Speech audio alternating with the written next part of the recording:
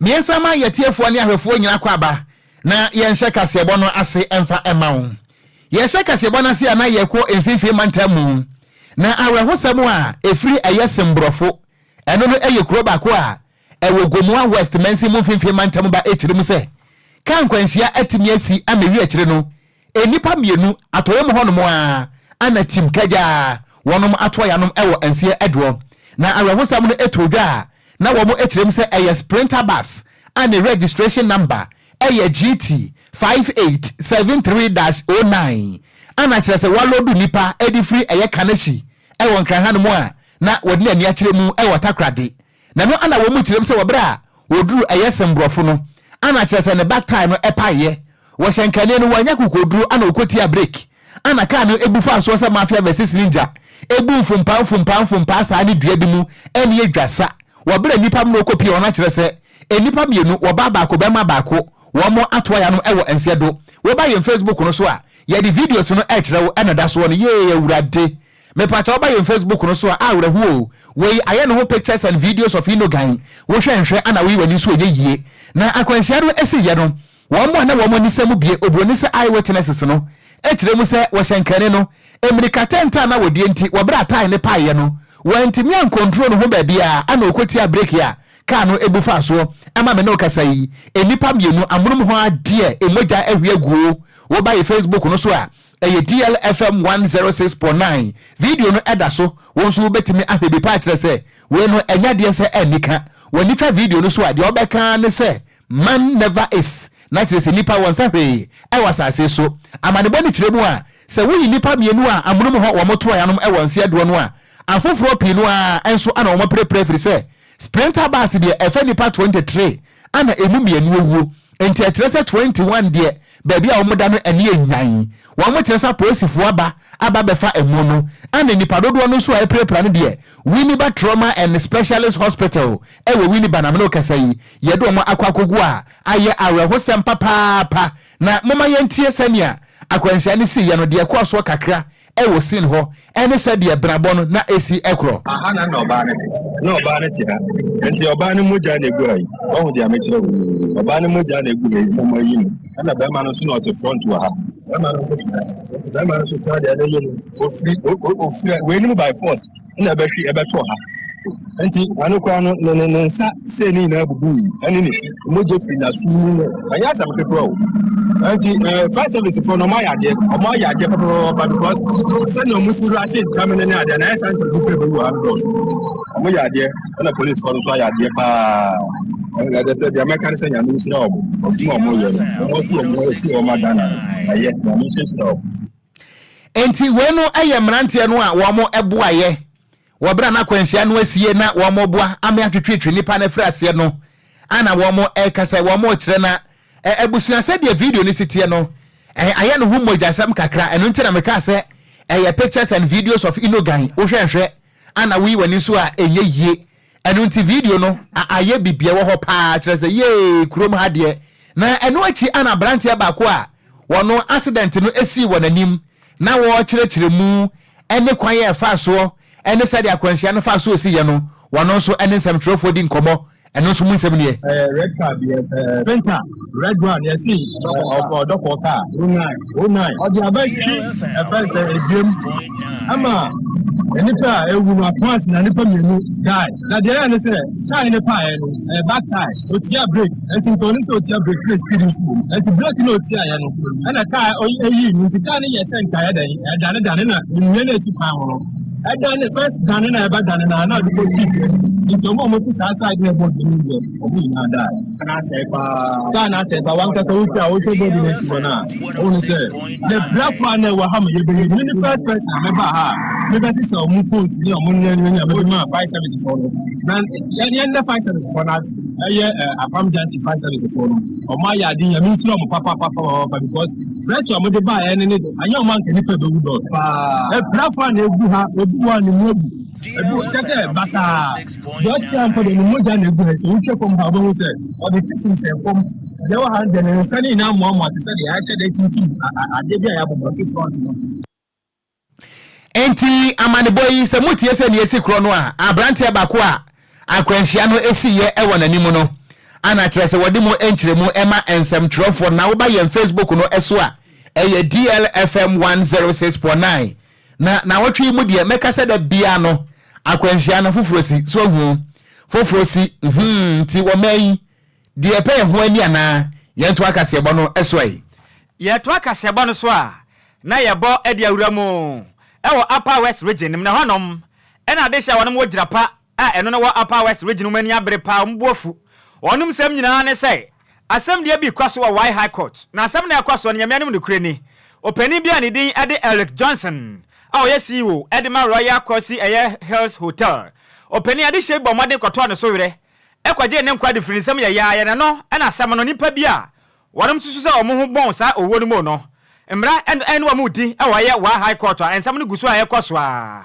na mmra nsɛm no kɔ so pɛ ɛna ɛneɛ ɛnkra firi ɛyɛ Chief Justice ɛyɛ Alaba Tokuno na so yɛ de aba sɛ ɛnimanimu na asɛm no wɔn ba mɔden transfer case no ɛmfa nkɔpie mu okuma sɛ na de hyɛ nse dabi adan yɛne wɔne sɛ nambɛn asɛm yɛ si wɔ waha ne mu sɛ ya court so ha asɛm no gu so a ne die no ɛkɔ so na ba ne sɛ na mutusu sɛ asɛm no yɛmpagya ne yɛmfa mfiri ha ne mu sɛ yi ɛmfa nkɔ Asante region ne yɛnkɔnkɔdi asɛm no na yɛne yɛwɔ adehye asɛm no fa yɛ ho ɛwɔ waha sei no ɛfi ne yɛbɛforo kaa ɛde akɔ ne aba okuma se asɛm no ha wɔn paa nti wɔn a wɔadwene sɛ sɛdeɛ tie bɛ ne nya de asɛm no wɔn bɛpene so pam asɛm transfer no ɛtimi akɔ so ɛwɔ ɛyɛ Asante mantam no na state ɛyɛ prosecutor ɛyɛ side ɛyɛ Abdul Shakor opani no ɛndrada na ɔkasa na ɔkyerɛ mu sɛ asɛm no ɛsɛ na ne wɔn apɛ firi sɛ ɛndrada ɛno mu nyinaa wɔ Y High Court wɔn kɔ so a ɛdi asɛm no ananiɛ wɔn wɔ hɔnom na cancer baako a wɔde ma ɛyɛ accused person anasɛ nipa wɔnom esusu sɛ ɔno no saa ɛwudie na ɛkɔ so no ne nsa hyɛ aseɛ bi ɛyɛ Clement ɛyɛ LED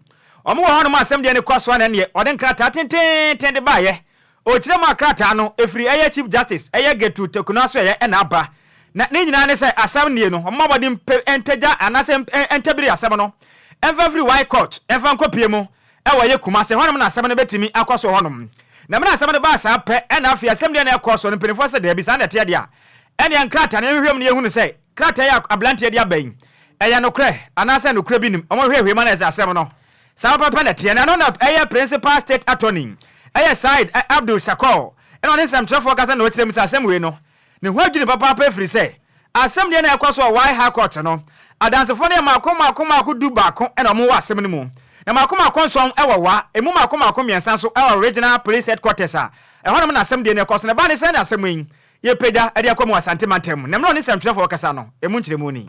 On the last agenda date, the court empaneled the jury and set today for us to come and disclose everything we had against the accused person. We make it available to him and his lawyers so that they will prepare defense. And we set the date to start the call our first witness. And then when we entered the court, the lawyer for the accused then gave us a letter purporting to be a letter from the CJ to the district court, instructing the district court to immediately transfer the matter to the High Court in Kumasi. But I think that there is no. We have 11 witnesses. We are calling 11 witnesses. 7 of them are in one. The remaining 3 are officers at the police regional headquarters, CID's police regional headquarters. So we intended to start the trial next week with the lawyers. And we have since have conference with everybody. We have filed witnesses and everything. So the case was about to start until this Saturday.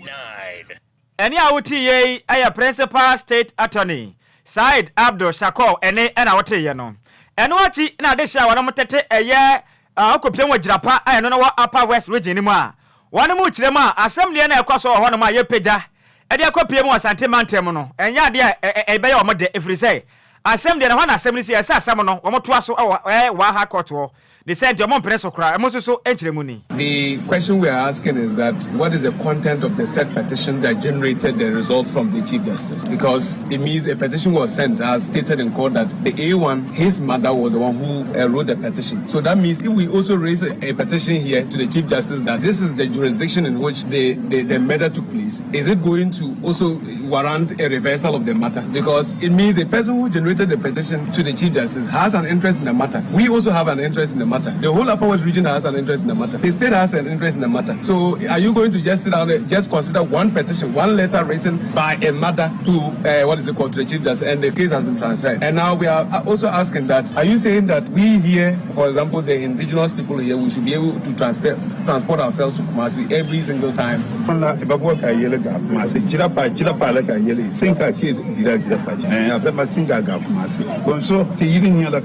So abai kuma salaba ko a case kumbanga be and jiraba wala ti capital singa a tinobo me kabali yela yela akon kafar a nyen na ton fara bana irula ba ko sante je ba yela even ba Upper West net go palo ngaza. Today we got the disappointment that this intervention coming to the city was happening. Why is it possible to go there? I think the case is delaying, and we think that the case should speed up with the case so that we know what's happening, because it's not easy for us to feel that our man is just going, our beloved brother is just going like that. And besides that, we want to follow the case till the end to find out who's actually behind this barbaric act. We are not sleeping at all about this. I think justice is prevail. We need justice, zero justice. We don't. Any awoti aya desha wanum ewo jirapa eno no ewo Upper West region nim ena wote so mko kwa pai efa sendia ekwa so ayepeja ene akopie mu wasante mantem no ehu yanto anwume no sia kase ebo no eso ewo enkra pompone mantem mu dutan kase ayase ewo nyunu DL 106.9 wo ba ye Facebook no so a ye betwen ni ajo message no akenkan ni adase enso de amawo a ye Facebook no eye DLFM 106.9 ye to akase ebo no so a ye firi jirapa ni akwa kopie mu ewo tolon na ne nyina no ene se 2020 no emu emfinhia nan enie ana wapani ba kwa wodi ntintiman ewo NDC amanyokonum ene okwa sante mantamu ajai ene wo fahana wo sene ha ne din adi broja jamfi wotintim enkrata edekwato Supreme Court se wonti ase kura se wapani a ne din ede Habib Idrisu a wono wagina mu ede ma NPP esem na hyebedwani ewo tolon no wotimi eye mra hyebedwani efrise se wo kenkai wo my Ghana amamra a etintim no afiapem ahankro do kurumbienu no a eye article 94 clause 2 C no a entimi emakwan ema wapani Habib Idrisu no wa mama ye emrahye bedwani anase wontimi ndi MP ewo kurom ha efiri se wo criminal records a wontimi eni MP na su broja jamfi echiremu a na wapani anidi ede Habib Idrisu no ansa na wo ba be preto mi se MP 2020 no na kire se wo bu nipa bi afaso ewo Australia amenam so Australia ban krampo de ne kwatu mu afiase a anya asam ketwa enu nti adanti na wapani eye Habib Idrisu wo criminal records na ni nyina mo no wo my Ghana yetimma ne bedi MP ewo krom ha wabra ya mamra no so ema kwan saa na wabra broja damfi wotintim nkrata ene brofo akese ede kwatu Supreme Court no empanisi akwatwa kwani akwatwa ba ne nua ene foforo aba betomu na de aba betomu nyina no ene se emprepi so anase eye bailiff a wono wo Supreme Court wo pese okọ serve wapani eye Habib Idrisu a na tese wotu pia fajan woti do wan na kro no mu hono a empona nkampese o matime e de court summons no etime e de ama no na sa wo hwe eye court summons no a de na broja jamfi ehwe ne se de di nkan wan wapani no woni tumi ese wotimba ye MP e wo Ghana ha enu nti wode nkrata ne bi Supreme Court no wode summons ne bi ekoma electoral commission ana afen so aban lawyer pani Godfrey de bo adame se wapani no nsam fata kura so obedi MP wo krom ha nanso ohwe court nkrata mu a abeto gwa se ohwe court summons no a electoral commission ne setimi aka ne de sada nso ana ye attorney general wono nso setimi aka na emom wapani no a ye beka so ye defendant no eye Habib Idrisu ne de ebere bia na court be kwose de summons ne kwakoma no enya de se wo monsa etimi kanwo na wo my Ghana emrem no ye fe bibi substituted eye service ene se wo kwakọ serve obi na se nipa no wunhu no a ene ye court no be ka kire se eye court summons no fa copy ebetale court ha de etoso mienu ebi nso fa copy ekwotetale krom anase de etoso miensa fa copy no fa kwotetale brantie no anase nipa kro no a ye pe no court no se munhu no a mo fa court summons ni bi enkwotetale ne pona no na afa kura nso no ene daily graphic mu anase ko wankrata mu nso no mo fa bi nso entuma ewiase nyina hunu se wo panini asomasi anase ko to benten court ehwehwe no na no na kire se broja jamfi wo file aye expert motion ne nyina no ene se wo sere Supreme Court se nka yema ne kwan na nka ye nkonko ye substituted service na ne nka broja jamfi se wan hunu opani eye Habib Druso a ene yefa bentetal ne prano ene yefa bentale Supreme Court ho na court nso agya tum se ampa samotime ko hono mo empre bi so na se mre mo nso ro be ko hono mo emprensa na che no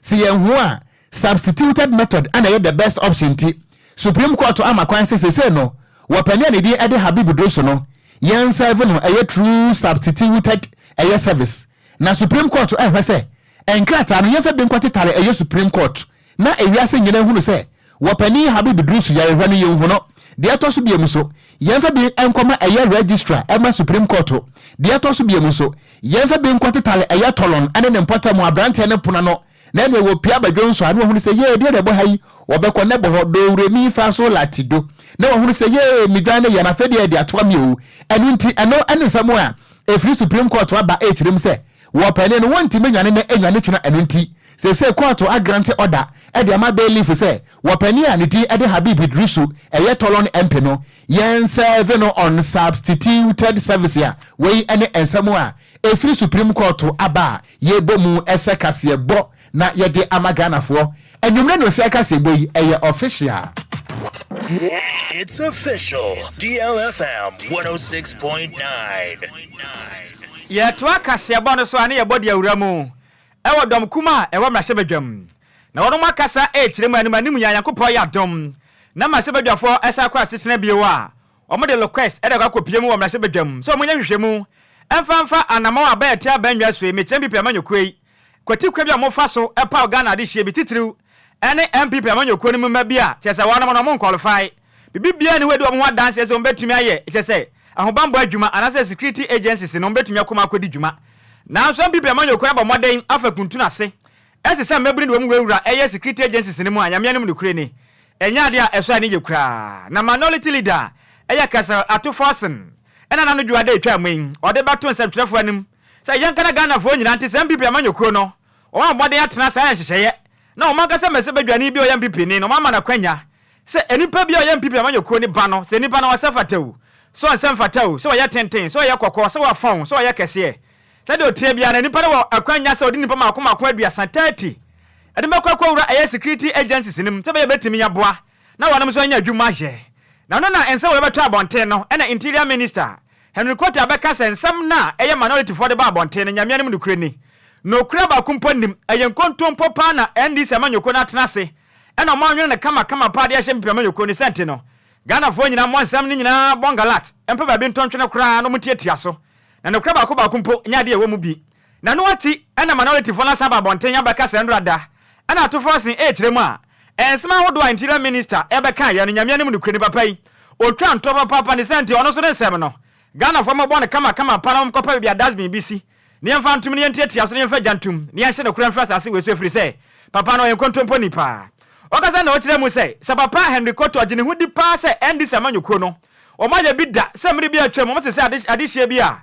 wonem ya NDC amanyoko ne ma dom ko wurawura asɔya hodo a ehwa man Ghana ho ba mo nsɛm a ogene hudi pa de ne omoni din ontwetwe mu nyina din fa mra bɔntena Ghana fo nyina hunu bi sɛ ensema wa kana wo ho adansedie na mom se oni wantumi amfa di bia ama abonten dia na ensema wo da papa ne ka no na yenkontompo emra wakasa no emu nkyeremu ni. Instead of the Minister for the Interior addressing the concerns raised by the NDC Minority Caucus about the serious implication of the illegal recruitment for the peace and security of our country, especially with the crucial 2024 elections on the horizon, he chose to peddle outright falsehood. Honorable Kote insinuations that members of the NDC have benefited from the questionable recruitment practice without providing any shred of evidence is a clear attempt to confuse the issue and divert attention. Ladies and gentlemen, the minister's remark made during the interview with the FM station on the 21st May 2024 was empty, hollow, and laughable threats intended to silence legitimate criticisms from the NDC minority. The minority caucus remains steadfast and cannot be silenced, not even by the Interior Minister's veiled threat and cheap blackmail. The NDC's concern have been and still remains the lack of transparency and fairness in the recruitment process into the Ghana Security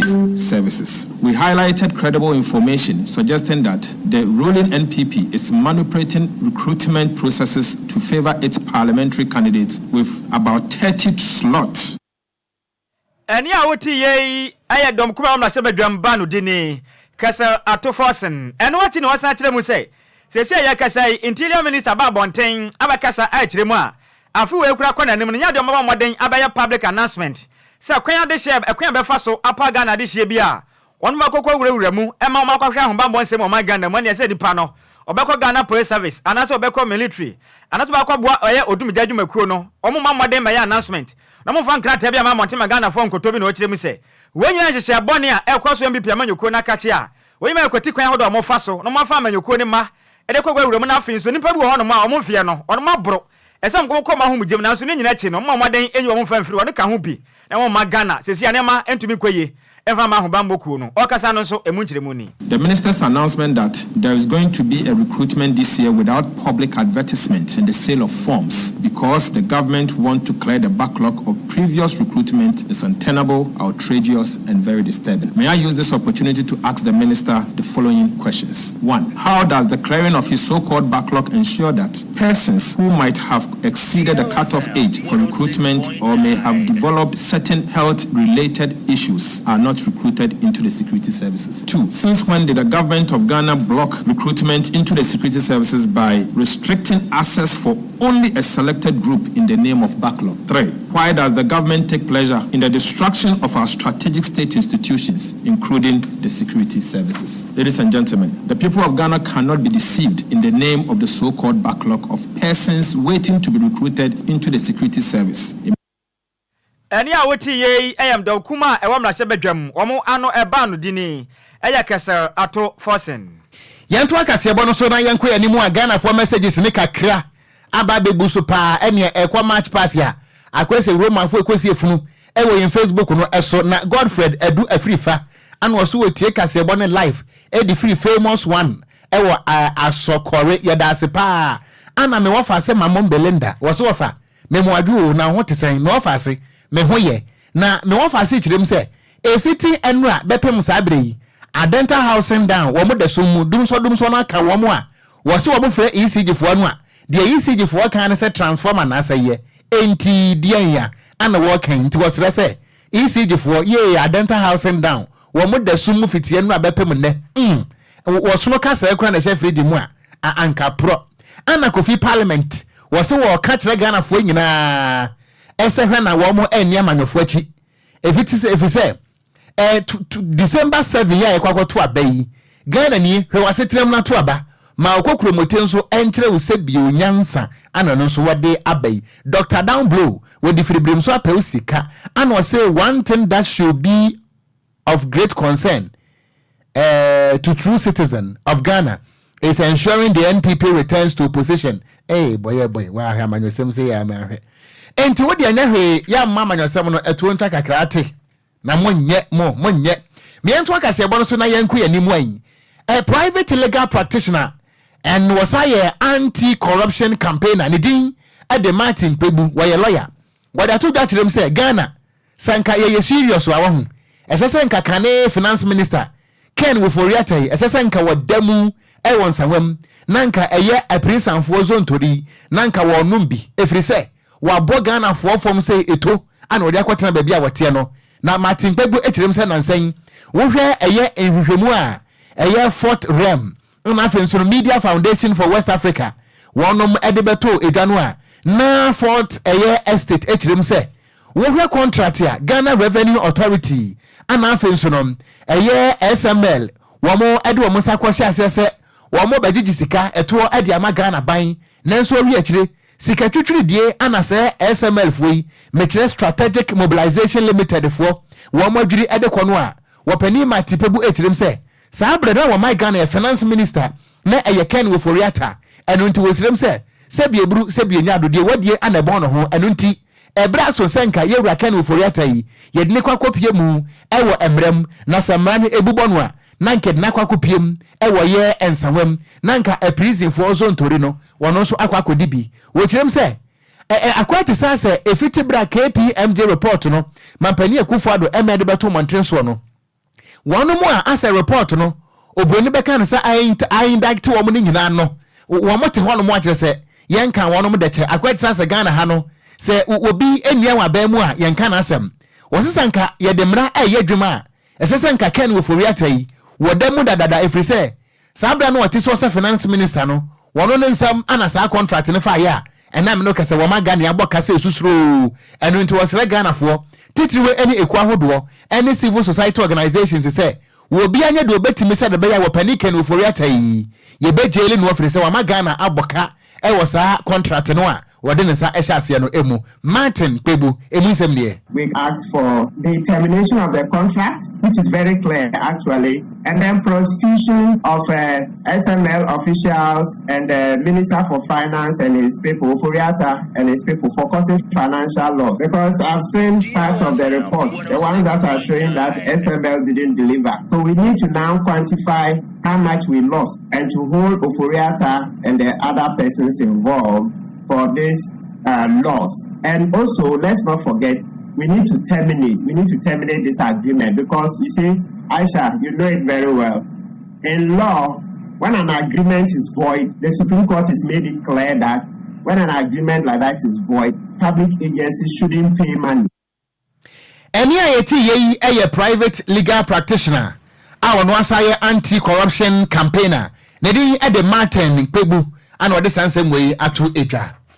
Ye twaka se bono so na ebodi awuramu ewo organized labor na o makasa de ato Ghana fo nyina nim se Ghana fo nya abotre planted blake no mo sha boat efri se new force movement amanyuku no mo kandi ni a oda wono ma no ye na kwa me bedi akwa dodo na bono ma ne se cheda papa yi be kasa o se o man Ghana wadwene ho ahunu se ukopiem asante mantam a epo se dankran Cape Coast and afi ukopiem atakwa de ne potem apoi etwa mo ho ahia nanso kuma so de aba abawam say Johnson ababu akokwa ni sent wadwena asantefo ho ahunu se kuma senso no se de adwade ta kwaso ho no mo munya poa ebetumi aboa pa ma se omukoyi niema ne bo no bekofom ansam beto bontepa na Ghana fo nyina ato manugu papa yi se papa yi na sara asubante enti o man Ghana ne ma hia okrai mu uba papa tumi a ensema keka kire ye ni aba papa we pa sasa na ate wonwene Ghana fo ho kra na no na ne dwumade bi koso na new force movement no ba moden wo mka ni na kwamba dia kokopie mu 2 years fo aso ye na ode to manim so no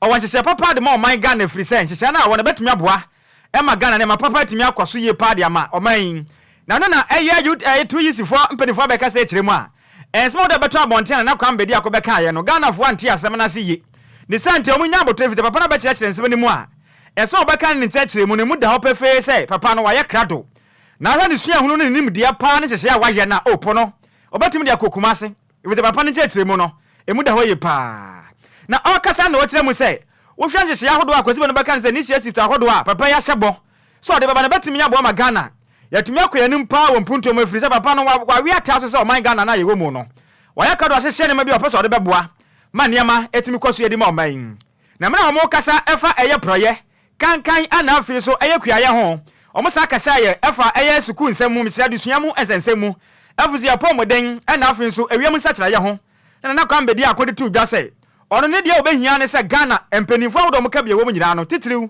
ene 2 years fo ne nyina anta na ti every say suahu na wanya ne se ahodo a wanya no obetimi dia boa every so man Ghana da na koma so ye pa otena se no odwe ho no hu kwan ahodo amanyoku bia ahodo anya kwanya ede o man Ghana egura to pra o man yi mu na waya crowd se se kwan ya fa so a Mose Nyankopon soma no ekofa Israel ma edem ko twa pokoko edem ko pia bocha sa so no ono na mmeradu se Ghana fo ntumi tanati na nhye pa hodo a wanya no o ma maboa na Ghana ene ma entimen koso ye na ma secretary ede matu yisi adwuma ko no Dr. Anthony Yaba ekasa no o kire mu se nhye ahodo a eya operan dende eya kwambedi akode ba na beboa pa na me na okasa no emu nkire mu ni flagship policy was seriously misconstrued. The way he explained to us, I realized that it is something that is doable. And if you look at the river systems, when you dredge the Kra, the Kano, the Bia, and the rest, it's easily linked to Sekepus. And his point was that why should we use our roads to cut things? We can actually use our river systems. Once we dredge it properly, the vessels can use it.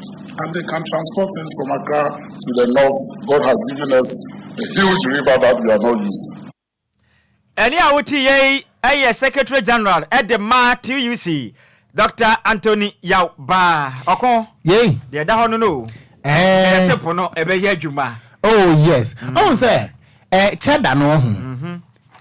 Said you will see can asem no. social media no etweste no social media no amfa de okan ni nyina ma na wiase no mpane se de otan won wo sua wasa wo chia ne pa what must say because there is no way a cheda besori akase me de po bebe komase wo mra wondwe honhu so betumi ayo ana empokra ne before sa statement ne beba no e be fall within the context e bia na assembly okasi asem so because we say one Dubai a desert nanso wo mo aye bi enye nipa na wo ho enti wo se Ghana yenso ye betima ye enti even wo bobɔ kra no wo bobɔ ye ase uhwe Ghana ha ensuo bi akobɔ nsuo bi mu e wo Ghana sure hwe ensuo akese aye wo Ghana ha river Ankobra even river pra said asantemem etwa mu akofa ni odo bi ase apra so ne ho enya santemem ne wo ana trenso enkobɔ pum enti na wo kire mu aka se daachi bia no opportunity ne ba se ye bie sa ensuo no ama wo ya connect we ni enya ana esuo pra no so no e ben Cape Coast me boa ana pra so ni Cape Coast so bom Cape Coast so e poda ho de a na kire se enye Ghana da bia ne ye be transport niema afa wiem hyan ye betimi ya fa ensuo so ayedan abekuma se amebo no so kra so ate amaye amebo no so ate eno ana kire se nipa bi kogina ba bia ye kotwa ba bi kutuwa bi de ba ye na anapuo eno a adana mi kokuma se no Friday no ka metimu na ma mi no bi di machi na ma na ya manyosem complete mete se obaba ko ka se we ahwekwe nam su ya na we obi se we describe each other obi se we de pobre okuma se uradia oh Ghana wo hum there be Africa Kwadwo Africa wo hum we have a taste from Kokrafo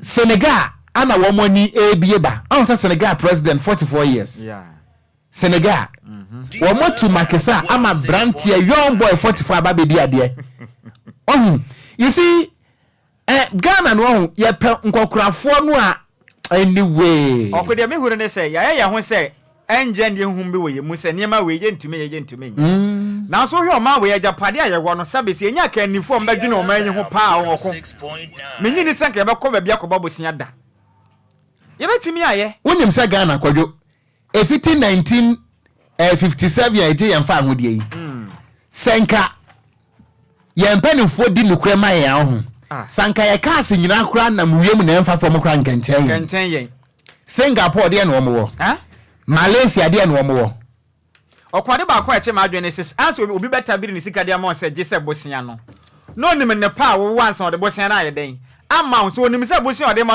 wonni ni pa mfa ma woda endi abrofo na atena se hunu se ne pa ye wo no mu ni bi e na o ma dada ye mpani mfo na je se obi aba akwati kwan na o ma dada wa na akwaje bosia na de aba na o manager pa de se ma wo no ye moe na o ma na ye nyina ye ni nko ho afiri se ne ma bi wo ma ye betimi aye ndi me yemfa yensen share dem no fam se we de ntumi bibia ne wa ye ntumi nye ye ready nko ade a ye betimi ayo yentu akase ebo no so na ye mongura ma ewo NDC amanyuko no emu a wadwam training de ma NDC amanyuko no Johnson ase edu nketia general mosquito anu akasa yi wo kirem se so hensen saye nam yemu signs and signals na se na ye to aba ewo Ghana ha no mo a NDC amanyuko no wo mo ba wini 52% ama NPP ako opposition wode sanse wo nyina to Ghana wo kirem se na nsan wo mo koye opinion poll bi na ensem wa Ghana fo kan nyina no ene se mampani akufo ado ene Dr. Alhaji Mahmoud Baumia NPP amemwoi wo madada Ghana fo wo mo de bosha kese ene se bio enrodo hradasem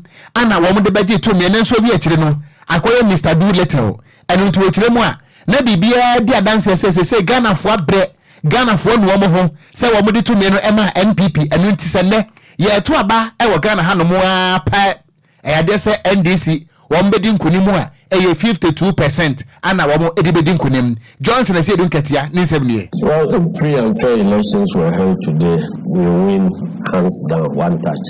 There will be no runoff at all. Our concern is about how to secure free and fair elections. So that's where we are focusing now, because our message has been accepted. The two parties have been tried. There are opinion polls that have been churned out, and everything points to a one-time victory for NDC. But as has been said by some Russian presidents, that those who vote decide nothing, and those who count the votes decide everything. So we are focusing on those who will be counting the votes and those who will be providing security to make sure that elections proceed uninterrupted.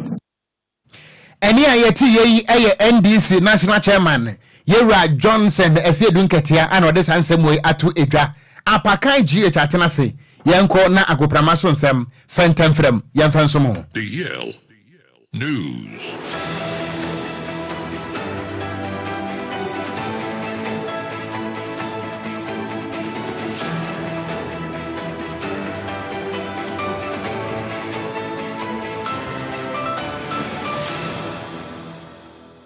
Ebusia yensa mo bibiala jo emo bibiala kwaba emfambra DL 106.9 FM kasafidie kase so enne yawada enwumre no nsia kase boy so mrewedo se agudie momranti esinkunya na agudie mo nsam ne atwaguo Ghana de bibrewo de ena afenso amanone yede besomo na hu ne ekọ ene ne ba ewa agudie mu nsam pi na egu yempronso ebusia yede eba latest any exclusives no ya bobwa ni nyina no ayeba be drop in enwumre edi amaomi amede nsam na ba no edi ameje so no eya Yesu ano de Apakan GH the Blessed King intenta so aminsi fam na mention nsam na say emfam fifie emfam amiwia na mede wa konkrofon kroso dia mention se emfam fi the Ghana Football Association omakache na Henry Asante Twum kasamafo pani ma Ghana Football Association na Kate Okeku ebedi ade no eba no juvenile footballer nani won ye pa se na be ya beboa na juvenile football nso ebe fa ntoma pa efra eno na Henry Asante Twum akasa osi omobile no oma introduce a new CAF and FIFA coaching convention na nienti omoye ne sane se ebeboa amande no ya license as certified coaches awurwa omo coachi ewo ye juvenile football no ebeboa ema omo so no enya nimdia ombetumi dia boy juvenile football no na boa ama fa ntoma pa efra. We decided to introduce the new CAF and FIFA coaching convention, which indicated that every juvenile league coach must be licensed and fully certified by the federation and also by the continental body, which is CAF. So we introduced the mandatory license D coach. Henry Asante Twum kasama for penny edema Ghana Football Association out say Ket eba why na say juvenile football beboa ama na fan ntoma pa frantinde no o ma introduce new CAF and FIFA license di aboa ema coaches nso ebesua de na o ma boa juvenile football na enra Ghana Premier League match day 24 outstanding game bako etodwa bobo kwa friend Drinsasi echi Legon Cities ebo mekamienu a omo entumante na Wilfred Dormont assistant coach edema bobo kwa friend Drinsasi Okasai after the game no or see game ya omawini omo hwe nim se aka omo 2 outstanding game on bebo sa 2 outstanding game no omo hwe nim se Jesus ebetmawini na league table no omenya position papa ada enne ya omafimu Confederation Cup na FA Cup no omafimu no league no omo attention no omo focus nyina no omo de babe koso senebe ya omenya position papa ada. Look for it to make sure we clear the 2 outstanding games so that we can move or find ourselves in a very respectable position, having lost the FA Cup, having lost the chance to go back, and having also gotten kicked out in the Wilfred Dormont, assistant coach Edema Drinsasi ena busia watene nkane nyame aduma kwasiada uwram Kumase Babaya Sports Stadium ampaya ebedwa efiera entu akremobetu esase Ghana Premier League second leg of the Super Clash no basu Kumasi Asante Kotoko etna fie no money omu bitterest rival Accra Hearts of Folk Eddie Abani na Steven Dese Mukwala striker Edema team friend Kumasi Asante Kotoko osi team no as a kotoko individual players no omo nyina determine omo ya ready ombeko all out a fight not 3 point no Sunday omo piki edia hato. We are much more determined as a team, even individuals were also determined. We are ready to give our all. We know we are not in a good position, but we shall fight hard to make sure that at least on Sunday we can pick the maximum points. Kotoko has a great flash, and of which we know how important this game is. Steven Dessa Mukwala striker Rema Kumasi Asante Kotoko ana Ebusia Watenenkano war Hearts of Folk ene Kotoko game ebasono ana down upon former defender Rema team your friend Accra Hearts of Folk or say of late no ebani game Kotoko ne has ebona enye akono biom esanse two teams Omon top players papa obehwe na division 2 division 3 players obia enimomo na omototo enka ni bi na ntesa ntisa has ne kotoko bebo a wonim se ukohwe obenya quality players ahwe na ndede ne akoye no players omototo obia enimomo ntiama game no kra ne hwe nya akono biem Tokore has better players no na a player omoni adi na chibe 3-4 years because Kotokone has supporters in expect say that be ano omobo Africa is omobo Africa there so mature players ambeti mababo na da bi omodi kan na masade akwade Africa then obo Kotoko players sabi nka so mo na de say obo second division 1 year no akwakofa no obo 6 months no akwafa no done upon former defender Erimatima a friend Accra Hearts of Folk and Watenenkano Michael Ekufu a former player Erimatima your friend Kumasi Asante Kotoko or see gawa aya Kotoko has ebono so we player na unya kwenya ebosa game ni bia or see game no ebetumi make you at the same time no ebetumi on make you and watch no sa game we no so you don't na obo a ebetumi change you shebre o destiny make or make the side na reaction na be won so to make impact and side no so na reaction na be won so when you make impact and you know a game it will change ni destiny. Michael Ekufu Arabusia Watenenkano na yenkopiam awon samfu from ayamfa ye nchemo ewo tima your friend Accra Hearts of Folk catch phobia or say never say that until the bones are fully rotten and renumle yewa and ayewu say House of Folk eden krata epia bonten yenkobie nkrata no enkwohwomo chema omo midfielder your friend Salim Adams no omo ne bobo ko friend Ahila Omdoman omo Sudan omo reach agreement samre de akase bobo kwa your friend Ahila Omdoman no omo ne abrant your friend Salim Adams omba agree on personal terms so omo agree on personal term there officially ni tima your friend Heart of Folk omba transfer abrant your friend Salim Adams no akosina kan ewo Sudan area matima your friend Ahila Omdoman na Kwame Opariado our communications director Edematima your friend House of Folk no cheche insemu Edemaye. The Women's Accra House of Folk has successfully negotiated with Sudanese club Al Hilal for the release of young midfielder your friend Salim Adams. Obianim Salim Adams the body ball nkofuna express interest no near club near say club no want na I discuss that I could do echi. I want to see I mean okay say the club no House of Folk. Kwame Opariado no Watenenkano na after say House of Folk eden krata ne babonten na omo be kiremu a omo ne team a your friend Ahila Omdoman agree na brand your friend Salim Adams no omo transfer na amana ko Sudan no and as House of Folk release letter no omo de buy no wo Facebook no Salim Adams player no eko copy and no can say it's not true echirema enya no kre house entono emfama team my friend Ahila Omdoman enti has chira omaton player no so si omonton ye na Mr. Alex Akume management team member edema brand your friend Salim Adams wakasa or sister Salim Adams ever try to Facebook say enya no kre say house atono edema Ahila Omdomana abrantian edi sefata esanse negotiation na ekoso nyina no abrantian enya we House of Folk any abrantian management any Ahila for no and edidin komonti abrantian de onim bibia. They are convinced now. We are yet to speak to Salim as yesterday midnight at 12 now, which is new. Any very laugh was what I can do. But because of us, Okogyeabour this week, I don't want to disturb Salim over any issue of transfer. In this case, if I mess around the player, we don't say we never out to Salim. So deny or no credit because yeah, man information, be our latest information, be agree on terms, be Mr. Alex Akome, a management team member. My team, I friend Salim Adams. I'm Salim Adams, no. The management team, no. Mr. Alex Akome, can be another in Chichimaba. Yet the Amayam 5 years in senior money too. I won't go phone close to the Ayan Chassis. I'm from Fee or my friend Inga, now Remo, our Bobo friend West Ham United Akachia, or more Brazil midfielder be a friend Lucas Paqueta. Name one more SO near report I ever. Eddie Fee England HMA English FNO or my charge Abrante F Lucas Paqueta essence we breach England or more FA rules no E5 and F3 now according to English FNO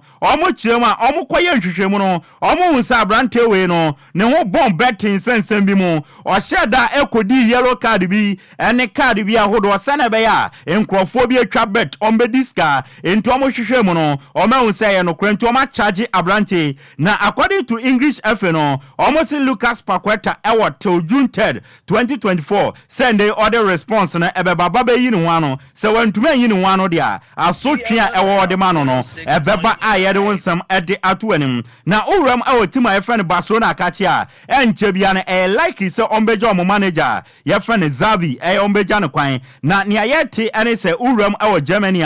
Former Bayern Munich head coach friend Hansi Flick no. Barcelona ene na twetwen komodu echira. Se omu jazavi kwandia na Hansi Flick baba yedman Hansi Flick no ono ankasa show interest Barcelona team no onya obekochia ye de wonsam edema Bayern Munich nso no akato na bro na Vincent Company okochi team ye friend Burnley no wa baba ye manager na Vincent Company akoka che Burnley for se omunya na mane nko Bayern Munich essence oni omo agree na opeso okochi team ye friend Bayern Munich ntini akeka kwedie aka compensation na tima your friend Bayern Munich ebetia Ediama Bentley na Abrante akwa kochioma ye don some edi etu ani mabusia ye nyina we so na agudie mu nsema ye boabo no edi ebra no ye mfansi mi amede agudie mu nsema na edi bai no dia meje so no eya Yesu ano de hye Apakan GH the Blessed King. Over to you Okogyeabour.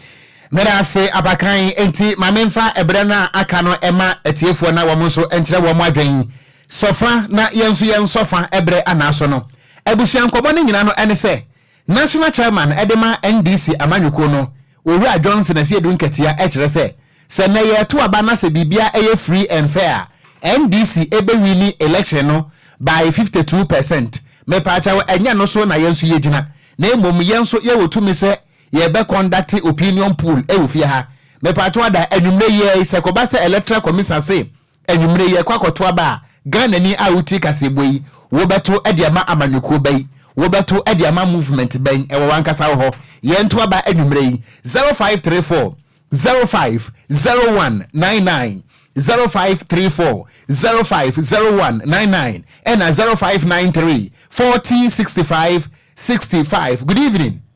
Good evening. Me pacha we dey say na friend. Wa fasting I can say you sack.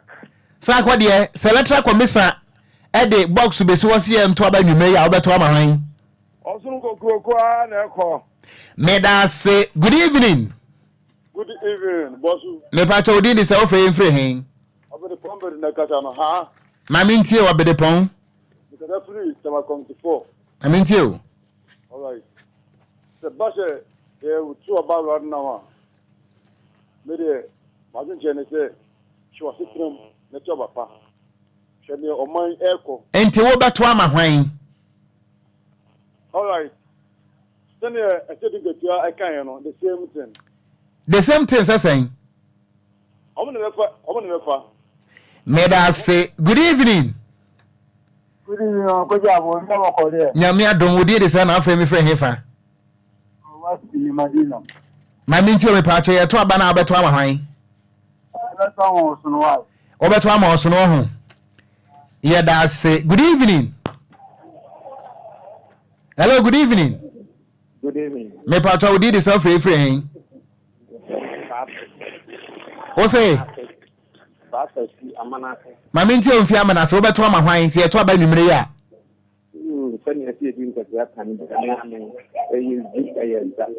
Me pato me da say papa.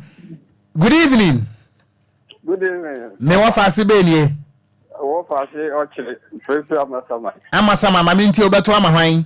Osono na ekọ osono. Me da se papa otu atawu no ama oni anso aba beto bi. Ye tu ni sesi a ne wi a unofficial returning officer me declare. Good evening. Hello. Hello. Me pa cha ofre me frɛ hen. Nana kwasini o. Nana, yento aba. Aketevia. O say? Aketevia. Ene ye dey? Aketevia. O ka aketevia won ka hwe ma de kro. NDC. Me da say, hey, woni akugodu ana. E bato no zo ntimento we ada. E bere no kwagina box we ma won ton say no. Good evening. Good evening ofa. Me won fa se be ni na afre me frɛ hen yento aba. Jemila yento aba. NDC ana ekọ. Wan na ekọ. NDC. Me da say, good evening. Ye ajegon kafra wantimi anyina so ye to aba ne 0534 050199 0593 4065 65. Good evening. Good evening. Me wo fa se be nie.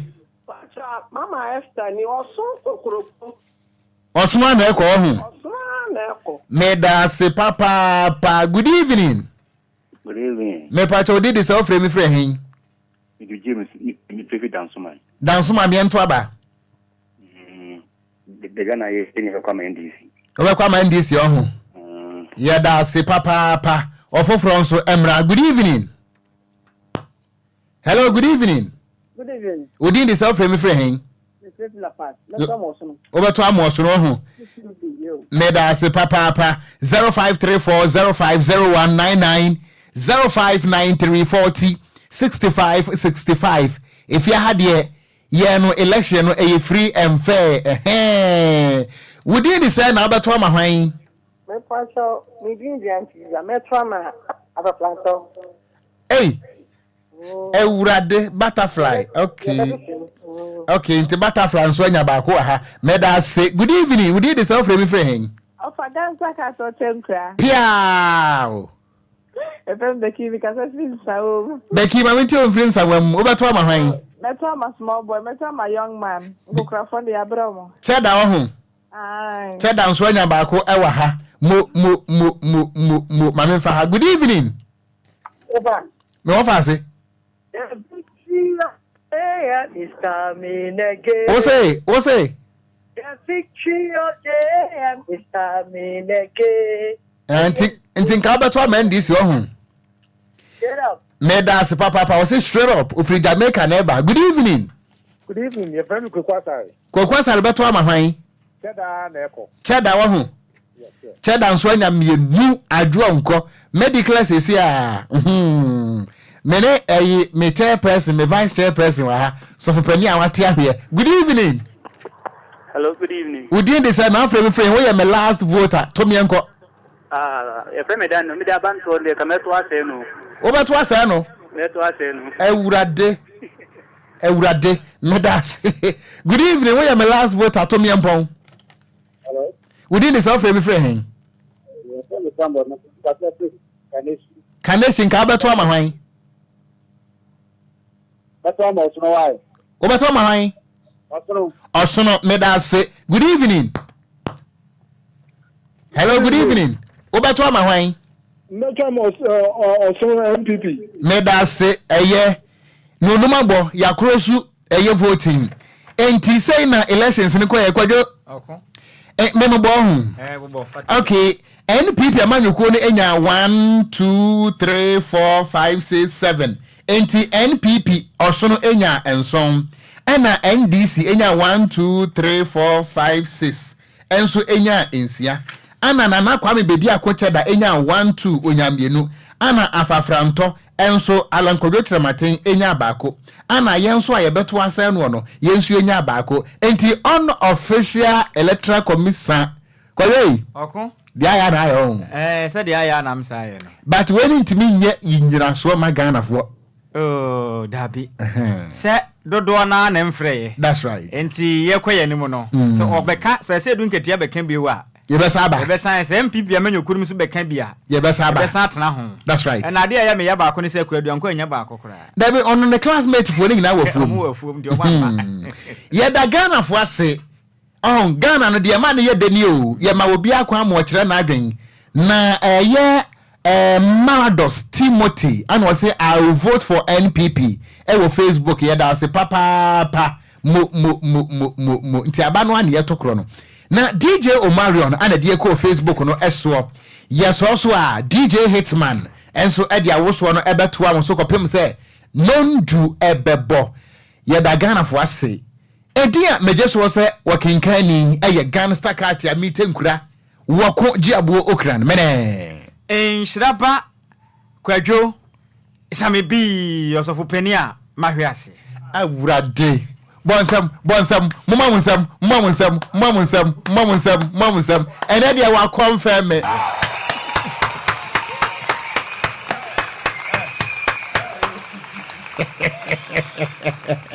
ene dey official we say ene dey official wa hwease ya no yes ne nka ye unofficial by ene dey say dey interview ase nyina nim se wa ye dey mahwease. It's official. DLFM 106.9.